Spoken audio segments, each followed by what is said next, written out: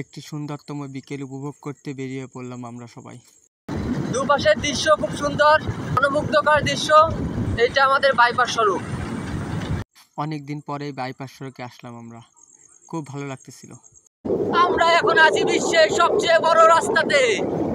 আমাদের পিছে আছে এখন কামাল পাশা, তার পিছে আছে মোল্লা রমজান। আমরা অনেকটাই চিলমুড়ে ছিলাম।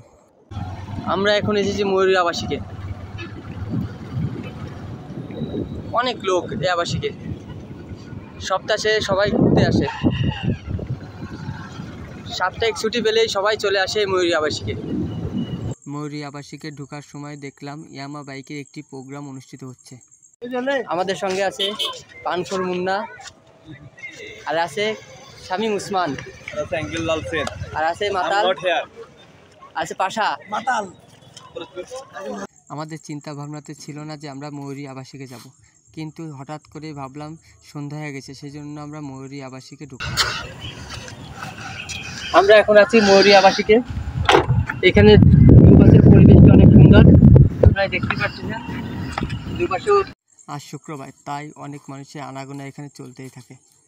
চারিদিকে খুব সুন্দর সুন্দর দৃশ্য, যেটা অনেক সুন্দর লাগছিল।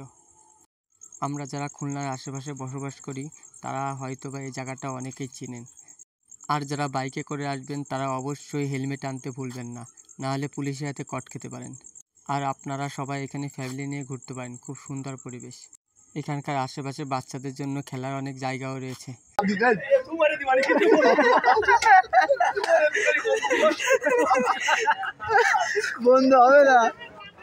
তাই শখের বশে আমরা একটি ঘুরলি খেলাম, কিন্তু অনেক মাথা ধরছিল, কেমন যেন মাথা ভুন ভুন করে ঘুরতেছিল।